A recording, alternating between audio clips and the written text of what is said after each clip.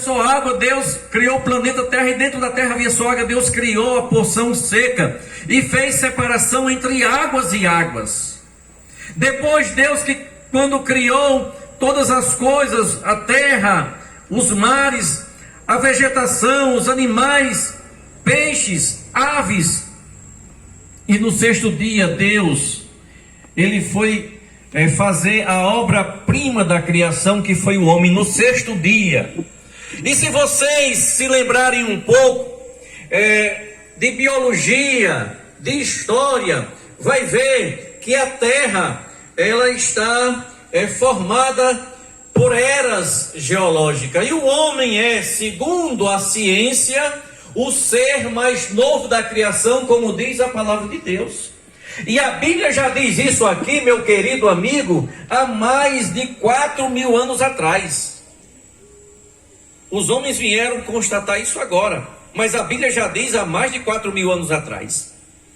O homem é o ser mais novo da criação.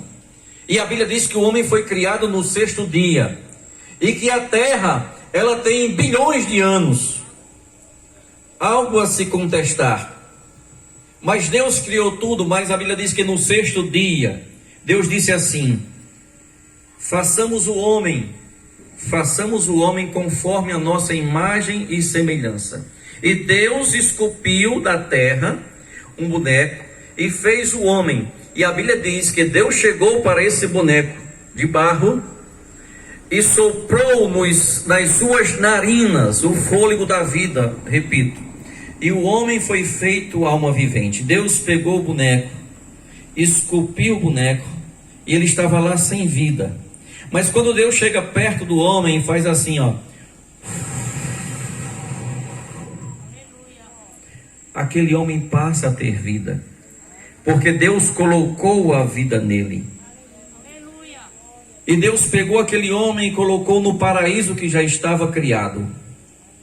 E depois de alguns dias, Deus viu que o homem estava só, e Deus disse: eu vou fazer para o homem uma adjuntora, uma companheira. Diz a Bíblia Sagrada que Deus chegou em Adão e colocou em Adão um profundo sono, e Adão começou a dormir. E enquanto Adão dormia, pode ser uma anestesia que Deus deu nele, Deus foi lá na sua costela e tirou a mulher, e formou a mulher do homem, e entregou a mulher ao homem, disse: essa será a sua companheira, a sua adjuntora. E Adão chamou o nome da mulher dele de Eva, que significa mãe da vida. Então Eva e Adão estavam no paraíso de Deus, e a Bíblia Sagrada diz que eles andavam livremente, comiam lá do paraíso. Mas um dia Deus chegou para eles e disse: Adão, eu vou te dizer uma coisa, no meio desse jardim aqui, você pode comer de tudo, de todas as árvores. Mas há uma árvore que ela está no meio do jardim, e essa árvore chama-se a árvore do conhecimento do bem e do mal. Ou seja, a árvore da ciência, de ter o conhecimento do bem e do mal. Dessa árvore você não toca nela, você não come o fruto dela, porque no dia que você comer, certamente você vai morrer. Deus colocou o homem à prova, e Deus deu ao homem desde o seu princípio o direito de escolher. Adão poderia comer como comeu e poderia não comer, porque Deus sempre dá ao homem o direito de escolha. E meu querido amigo, eu gostaria de dizer uma coisa a você: não se iluda com essa frase que muita gente diz: quando eu morrer, Deus faça de mim o que quiser. Não transfira para Deus aquilo que é da sua responsabilidade. Deus quer que você hoje tome a decisão correta. Não podemos transferir para as pessoas aquilo que é da nossa responsabilidade. Nós temos responsabilidade com aquilo que Deus nos deu, com a nossa vida, com a nossa alma, com o nosso corpo. Nós temos responsabilidade. Tudo é de Deus, mas Deus deu a nós o direito da vida, do corpo, da alma, e Ele um dia vai requerer. Então Deus entregou tudo a Adão e disse: não coma, e avisou, porque Deus é justo. E a Bíblia diz que o diabo, ele usa uma serpente, uma alimária, e aquela cobra, aquela serpente, ela vai até Eva naquela época, certamente os bichos falavam. E o diabo entra na serpente e diz assim: ô Eva, é verdade que Deus disse que vocês não comessem das árvores aqui do paraíso? Eva disse: não. Ele disse que a gente não poderia comer da árvore que está no meio do jardim. Ela disse: na verdade é porque Deus sabe que no dia que vocês comerem dessa árvore aí, vocês vão ser igual a Deus, conhecendo o bem e o mal. Olha, meus amigos, muitas pessoas ficam imaginando assim: mas por que o mal? Por que o diabo? Quem é o diabo? Eu já comecei didaticamente falando para vocês de onde o homem veio. Deus, ele não tem começo, não tem meio, nem tem fim. Deus é incriável e imutável. Deus, ele é autoexistente. Mas o diabo, ele foi criado por Deus como um anjo. E esse anjo desobedeceu a Deus segundo a Bíblia, porque ele quis ser igual a Deus. E quando alguém quer ser igual a Deus, então ele não passa muito tempo se dando bem. E quando o diabo lá no céu, ele não estava na terra. Nessa época, segundo a Bíblia, ainda não havia a terra criada. Havia os céus. Ele se rebelou contra Deus e Deus o expulsou de lá para cá. Não havia o homem na terra, melhor. E ele veio para cá condenado ao inferno. O inferno não foi feito para o homem no seu projeto original. O inferno, ele foi feito para o diabo. E os anjos que o diabo seduziu, houve uma rebelião no céu. E a Bíblia diz que 1/3 dos anjos, eles foram jogados fora do céu para o espaço sideral e para a terra também, junto com o inimigo, com Satanás. A palavra Satanás significa adversário, aquele que se opõe. Ele passou a ser, em vez de um anjo de Deus que foi criado, ele passou a ser um adversário de Deus e um adversário do homem também.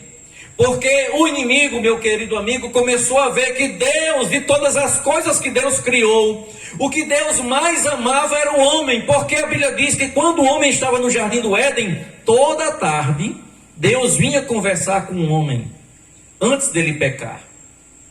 E o inimigo entrou na serpente e fez com que Eva pecasse. Ela comeu da fruta ou do fruto da árvore que estava no meio do jardim, chamada árvore do conhecimento do bem e do mal.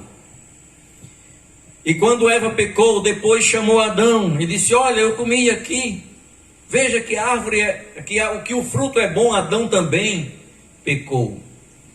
E por eles terem pecado, eles foram condenados à mesma sentença que o diabo, quando tinha pecado antes. Porque Deus tem uma mesma medida para todos. O inimigo pecou contra Deus por rebelião, Deus o condenou ao inferno. Mas não o sentenciou, não o jogou logo lá. Porque o tempo de Deus não é o tempo do homem. Deus é eterno, nós somos finitos. A nossa vida é passageira. Então, haverá um tempo na eternidade que Deus colocará o diabo na prisão eterna chamada inferno. E o homem pecou e iria para o mesmo lugar. Mas Deus viu, como justo que ele é, que o homem, ele pecou não deliberadamente, mas o homem foi induzido ao pecado pela serpente que foi usada pelo diabo, que era inimigo de Deus. Então Deus disse: tenho que criar um plano de salvação para dar uma chance ainda a esse homem que pecou. A Bíblia diz que naquele dia que Adão pecou, Deus repreendeu o diabo, a serpente e o homem, e amaldiçoou a terra. A terra não produzia espinhos nem abrolhos, e a terra foi maldita naquele dia por conta do pecado. Deus disse a Adão: Adão, por que pecaste? Adão disse: Senhor, a mulher que tu me deste, ela mandou que eu comesse, eu fui e comi. Veja aí a primeira desculpa esfarrapada de alguém que erra e bota a culpa nos outros. Aí Deus disse: Adão, maldita é a terra por causa de ti. A partir de agora, do suor do teu rosto tu comerás o teu pão. A partir de agora. E olha para a serpente e diz: maldita serás tu entre todas as alimárias da terra. A partir de hoje você andará sobre o seu ventre. Deus fala para a serpente. E comerás pó todos os dias da tua vida. Certamente a serpente naquela época não era a mesma jeito que a gente vê hoje, que se rasteja. Foi uma maldição de Deus. E Deus chega para a mulher e disse: olha, mulher, eu acrescentarei sobremaneiras a tua dor de parto. Com muitas dores terás filho. O teu desejo será para o teu marido, e ele te dominará. Então Deus ali coloca a mulher debaixo do jugo do homem. Mas Deus diz para a mulher, já fazendo uma promessa, Ele diz: olha, eu vou colocar inimizade entre você, mulher, e entre a serpente. Vocês vão ser inimigas. A mulher e a sua descendência, a serpente e todas as alimárias, todas as serpentes que nascerem. Tu vai ferir o calcanhar dos descendentes da mulher. Deus disse à serpente: mas os descendentes da mulher vai lhe esmagar a cabeça. E é o que acontece até hoje. Normalmente as cobras e serpentes atacam as pessoas do joelho para baixo. Vai ferir o calcanhar. Mas o homem, quando vai matar uma serpente, ele só consegue matar quando ele faz o quê? Esmaga a cabeça. É uma alegoria, é uma verdade, mas Deus estava apontando para o futuro. Deus estava dizendo que da descendência da mulher iria nascer o Salvador lá na frente. Aleluia. Deus ali, meu querido amigo, Deus apontou mais para frente um projeto de salvação para o homem. Deus queria dar ao homem mais uma chance.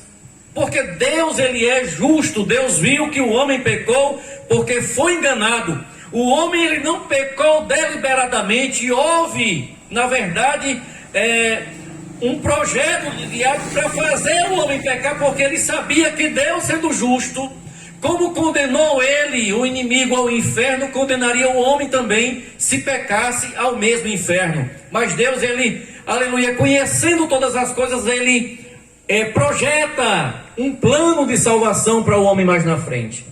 E os tempos se passaram e muitos homens nasceram.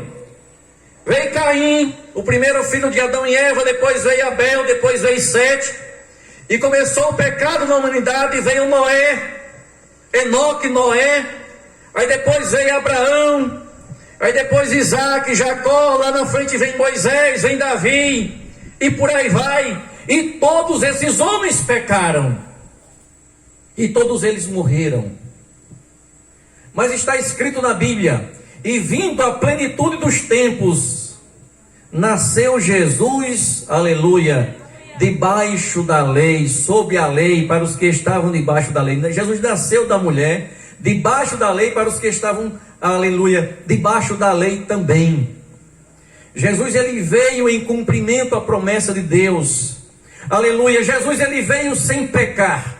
Primeiro que Jesus, ele não foi concebido por vontade de homem, mas a Bíblia diz que o Espírito Santo de Deus, ele pousou sobre Maria, e pela virtude do Espírito Santo de Deus, Maria, ela engravidou, aleluia, e deu à luz ao Filho de Deus, Jesus Cristo, aleluia, que era o próprio Deus em forma de homem. Glória a Deus. Jesus era Deus também, aleluia, aleluia. Porque Deus precisava, aleluia, vir ao mundo em forma, aleluia, de homem, para sentir a mesma necessidade que a gente sente. A Bíblia diz lá em João, no capítulo 1, no princípio era o Verbo, e o Verbo se fez carne e habitou entre nós. E vimos a sua glória, como a glória do unigênito do Pai, cheio de graça e de verdade, aleluia. Nele estava a vida, e a vida era a luz dos homens, glória a Deus. Jesus, ele veio para salvar, aleluia. Era Deus em forma de homem,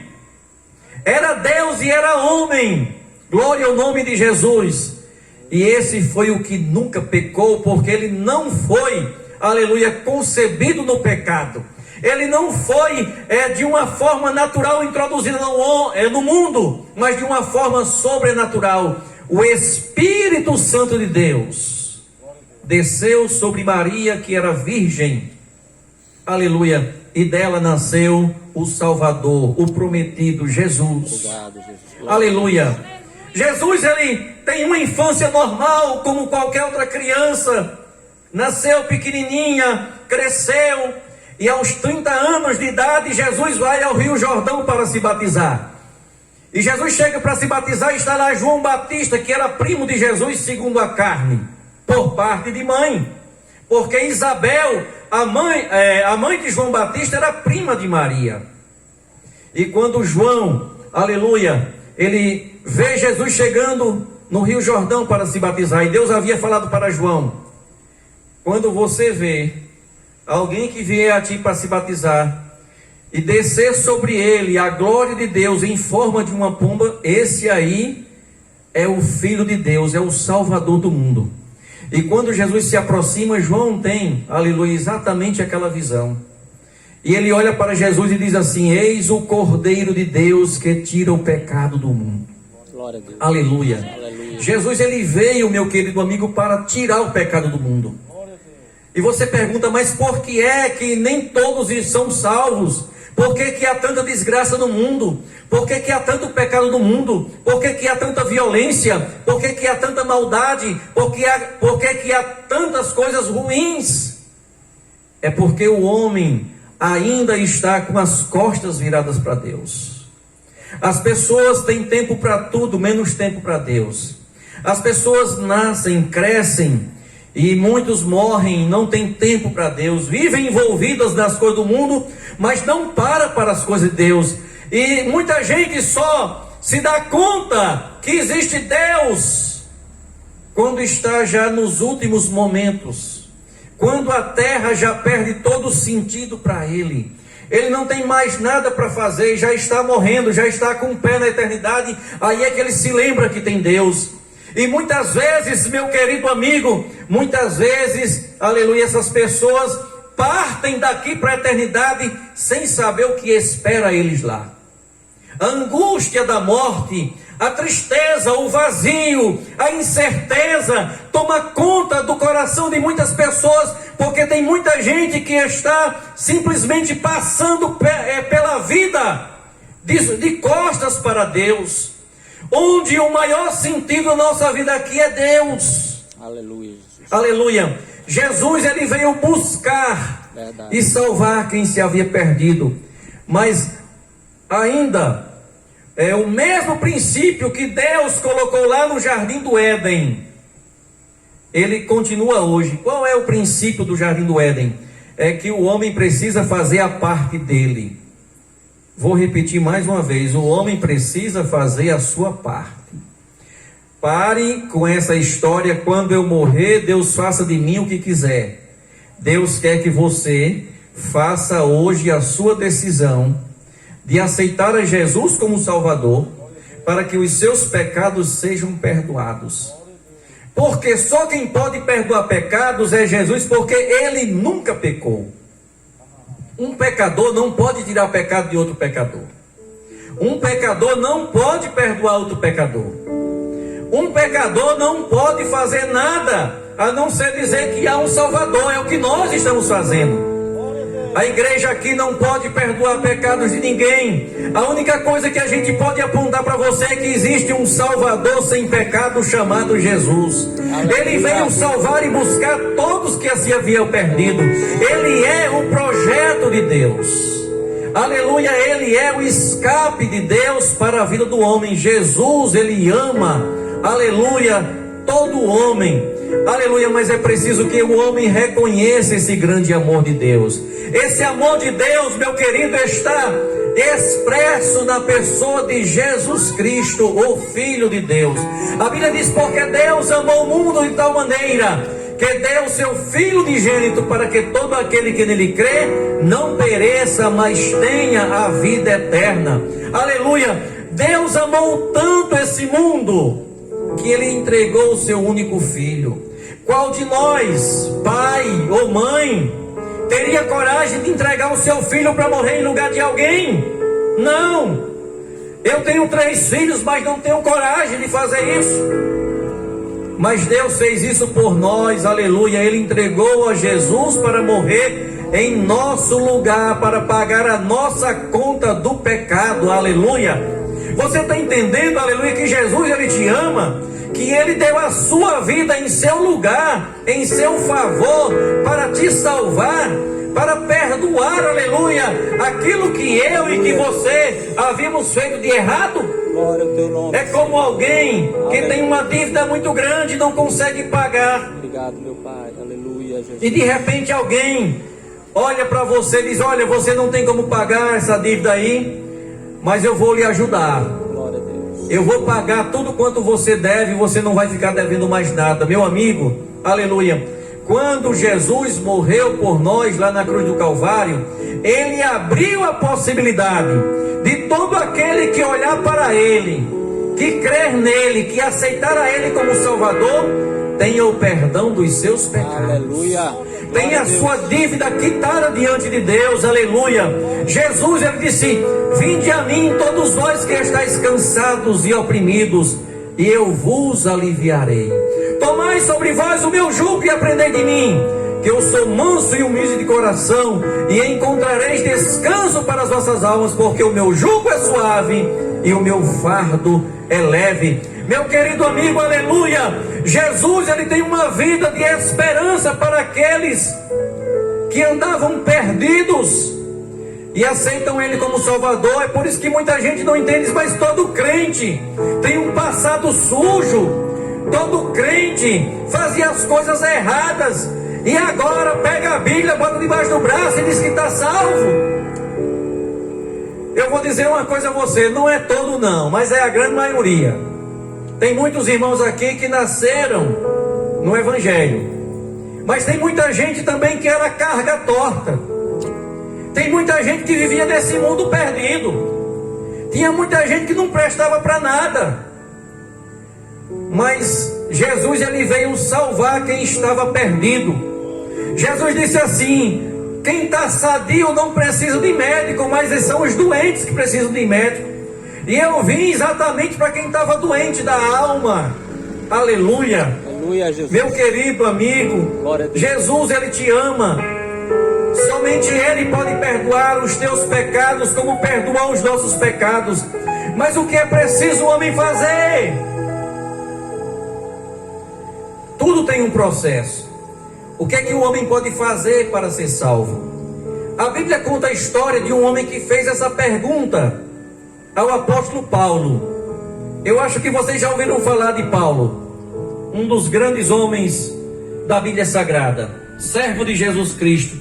Alguém chegou para Paulo e disse: senhores, estava Paulo e Silas, o que é necessário que eu faça para me salvar? É bem simples. Deus não criou nada difícil para o homem, nem impossível. Primeiro, Deus sabe que nós somos pecadores. A gente não pode esconder pecado de Deus. Deus conhece tudo, nós somos pecadores. E acabou-se a conversa. Tem muita gente que diz: não, eu não sou pecador não, porque eu nunca matei, eu nunca roubei, eu não fumo, eu não jogo. Ei, meu amigo, tem tanto pecado fora disso aí. Tem tanto pecado que não é matar, nem roubar, nem fumar, nem jogar, nem se prostituir. Tem tantos outros pecados. Todo homem é pecador. Primeiro passo, primeira verdade. Segundo passo e segunda verdade: Jesus é o único Salvador. Por que que Ele é o único Salvador? Porque só Ele nunca pecou. Se alguém disser fulano esteve na terra e nunca pecou, pode dizer que é mentira, porque a Bíblia diz que todos pecaram. E a Bíblia não mente, todos. Você pode até pensar: mas Pedro pecou? Pecou sim, senhor. Paulo pecou? Pecou sim, senhor. E João pecou? Também pecou. Davi pecou? Pecou também. Moisés pecou? Também. Quem mais? Maria pecou? Pecou também. Foi salva por Jesus. Deus se utilizou de Maria para que nela nascesse um Salvador. Por isso que Maria diz no seu cântico, está aqui na Bíblia, em Lucas: a minha alma engrandece o Senhor, e o meu espírito exulta em Deus, meu Salvador. Glória a Deus, que das alturas olhou pelas baixezas da sua serva. Ela foi agraciada por Deus, porque dela nasceu o Salvador do mundo, inclusive o Salvador dela também. Amém. Aleluia. Glória a Deus. Todos pecaram. Então, verdade uma, todo homem é pecador. Verdade dois, Jesus é o Salvador. O que é que o homem pecador tem que fazer para ter o perdão dos pecados? Eu vou falar aqui da maneira mais simples possível. Primeiro, a gente tem que reconhecer que é pecador, se arrepender dos pecados. Foi o que muita gente aqui fez. Eu sabia que eu era pecador, eu sabia e eu sei.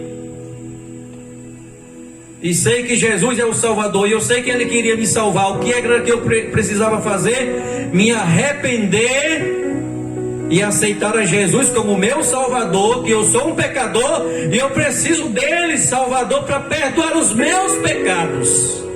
Não é porque eu sou bom, não. É porque eu vou olhar para Jesus, o grande Salvador, e eu digo para Ele: Jesus, tenha misericórdia de mim, que sou um pecador.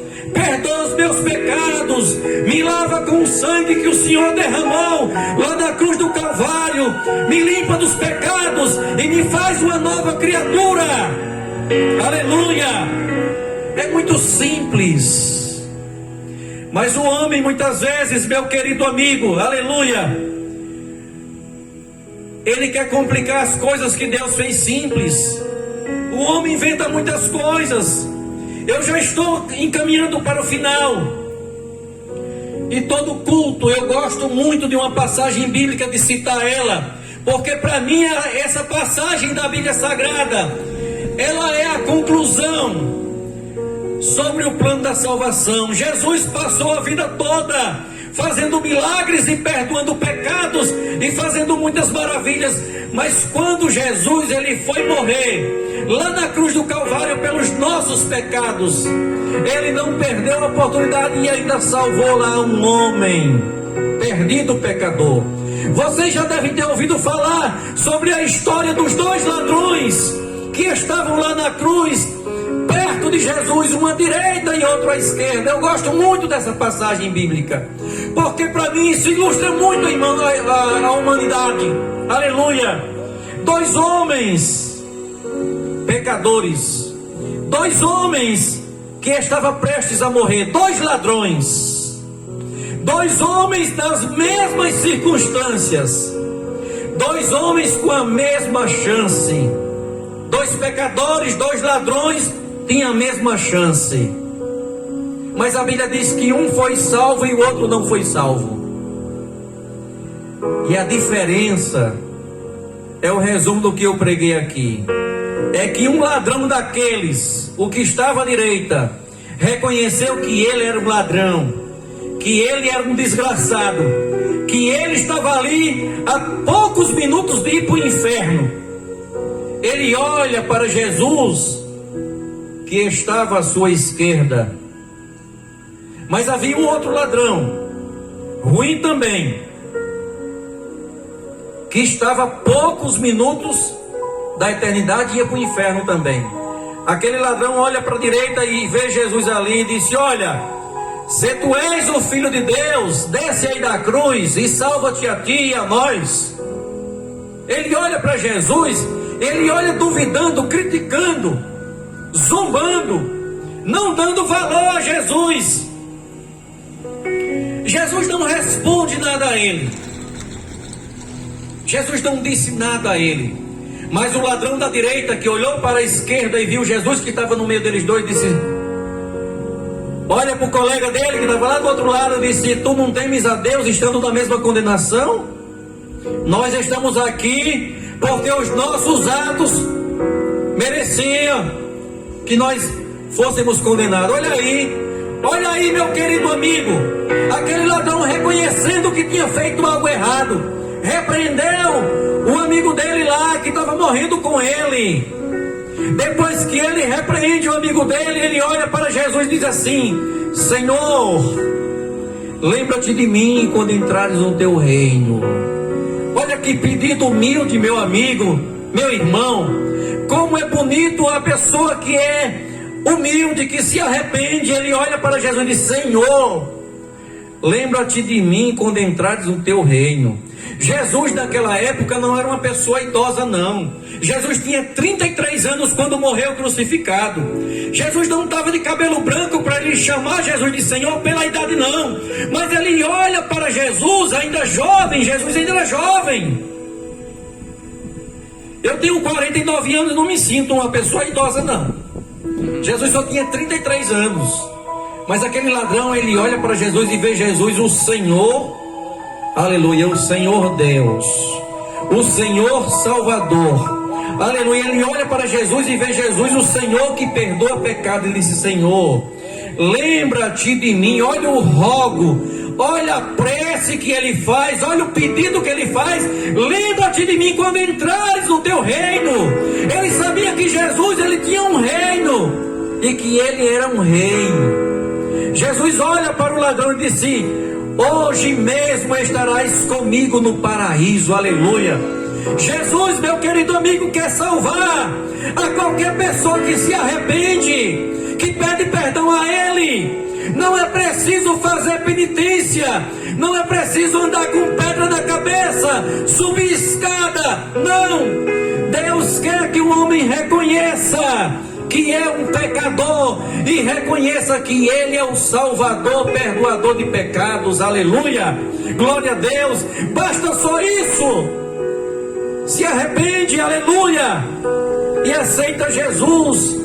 O apóstolo Paulo diz: porque Deus, Atos 17:30, porque Deus não leva em conta os tempos da ignorância, mas se anuncia agora a todos os homens e em todo lugar que se arrependam. Aleluia. Deus quer que o homem reconheça que é pecador e que Ele é o grande Salvador. Verdade. Aí está o plano da salvação, aleluia.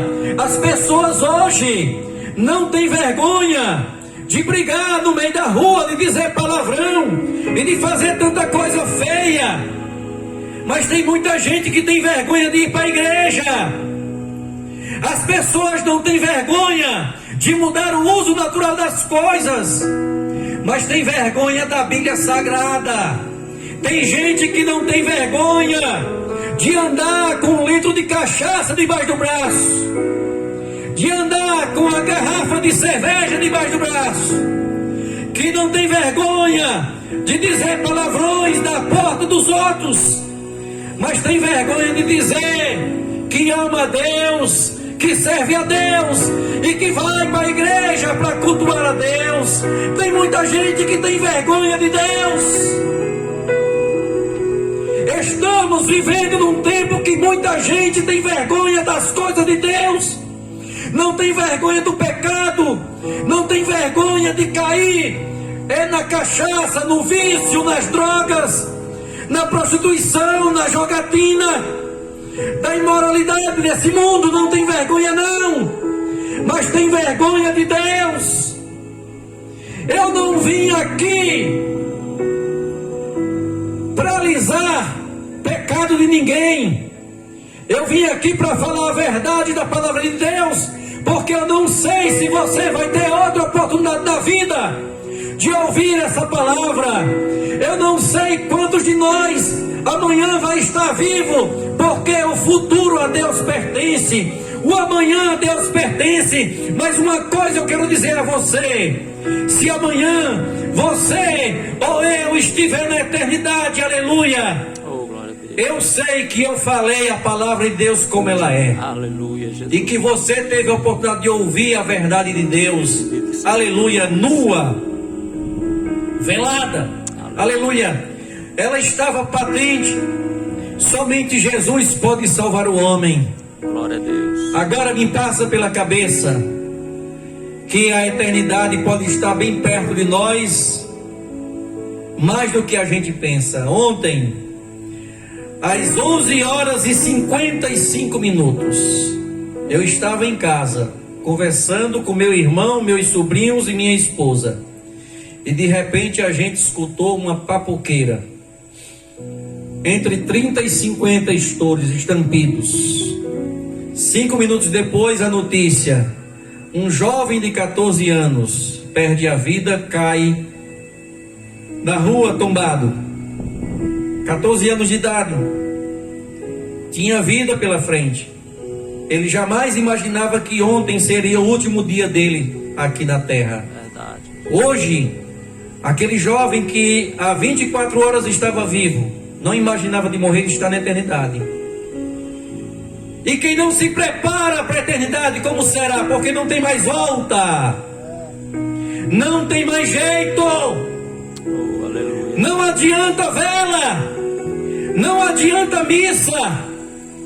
Não adianta oração por quem já morreu. Porque Deus está dando oportunidade enquanto a gente está vivo. Verdade. Depois da morte, a Bíblia diz que segue-se ao juízo de Deus. E muita gente não gosta dessa palavra, porque a gente sempre quer protelar. Quando eu morrer, Deus faça de mim o que quiser. Deus quer fazer hoje. Aleluia, Jesus. Jesus prometeu salvação àquele ladrão, foi naquele momento. Jesus não disse assim: não, morre, e quando você morrer que a gente chega lá, eu converso com você. Não. Vou voltar para a história do ladrão. Eram 2 ladrões há 2021 anos atrás, mais ou menos. O ladrão que aceitou Jesus, que era ruim, mas que Jesus salvou porque ele se arrependeu, está no céu hoje, dia 29 de outubro de 2021, está no céu, lá no paraíso de Deus, porque bem pertinho de morrer, fez a escolha certa. O outro que duvidou desde aquele dia, está no inferno, ainda hoje. A essas horas deve estar gritando arrependido, deve estar gritando querendo uma outra oportunidade. Está lá no tormento, não sai mais, não tem habeas corpus, não tem advogado para tirar, não tem carcereiro para ajudar. Quando o homem cair na eternidade, não tem mais jeito. Se ele foi salvo, fica salvo. Se ele foi condenado, meu querido amigo, infelizmente não tem mais jeito. Por isso que é muito importante a gente pensar, aleluia, o que a gente está fazendo aqui para lá. Que Deus te abençoe. É uma responsabilidade muito grande falar uma palavra dessa em via pública. Mas eu não posso falar diferente, porque, aleluia, a igreja tem que falar a verdade. Aleluia, Jesus. Muitas vezes é dura, é inconveniente, mas é melhor uma verdade dura do que uma mentira. E se alguém passar para a eternidade e quando chegar lá e descobrir que não tem mais volta, e dizer: mas eu nunca fui avisado, nunca me disseram, e agora? Vão ficar com raiva de quem enganou eles aqui a vida toda, que não disse como era lá. Não tem mais volta, não tem mais volta. Porque é que os camaradas têm medo de ir para o presídio federal, porque quando chega lá não sai, só sai quando termina a pena. Na eternidade, meu amigo, é 10 vezes pior. Não tem jeito, não tem arrumado, não tem gorjeta, não adianta vela. Porque se vela adiantasse, dono de fábrica de vela não ia para o inferno. Mas para não ir para o inferno tem que aceitar a Jesus, que é o dono do céu. Tem alguém nesta noite que quer aceitar Jesus como Salvador? Tem alguém nesta noite que quer fazer a sua decisão? Aleluia! Talvez você tenha vergonha dos seus vizinhos. Você pode até dizer, como eu pensava antes. Eu disse: meu Deus, eu fui crente aos 14 anos também, como Aldemário aqui, e eu pensava muito. Mas minha família, ninguém na minha família é crente. Eu não tenho um parente crente. Ninguém, nem do parte de pai, nem do parte de mãe, de ninguém. Não havia um crente na família. E eu era uma das pessoas que tinha muito contato com toda a família. A gente ficava: meu Deus, e esse negócio? Eu tinha vergonha de alguém que depois disse: agora tu é crente. Naquela época, em 1986, as pessoas eram muito preconceituosas com quem era crente. Chamava crente de bode, chamava crente de aleluia, feijão no prato, farinha na cuia, chamava crente de capa preta, chamava crente de tudo quanto era coisa do mundo. Hoje não, hoje as pessoas já chamam de evangélico, chamam de irmão, né? Mas eu disse: quer saber de uma coisa? Eu quero é ir para o céu. Eu vou aceitar Jesus. E quando foi no dia 10 de agosto de 1986, um domingo, eu fui para a igreja, assisti o culto, e quando houve lá o convite, que disseram: quem quer ser crente, eu me levantei, fui à frente. E desde aquele dia, aleluia, foi a melhor coisa que eu fiz na minha vida. Aleluia, Jesus. Glória a Deus. De tantas coisas que andei fazendo, de quase todas me arrependi, mas houve uma especial, foi a mais certa que escolhi. A igreja: a melhor coisa que eu já fiz em toda a minha vida, Aleluia, Jesus. salvou-me por um triz. Glória a Deus. Em aceitar Jesus, sinceramente foi a melhor coisa que eu já fiz. Coisas erradas andei fazendo na condição de pecador, mas quando achei-me desfalecendo, tomei a decisão que me salvou.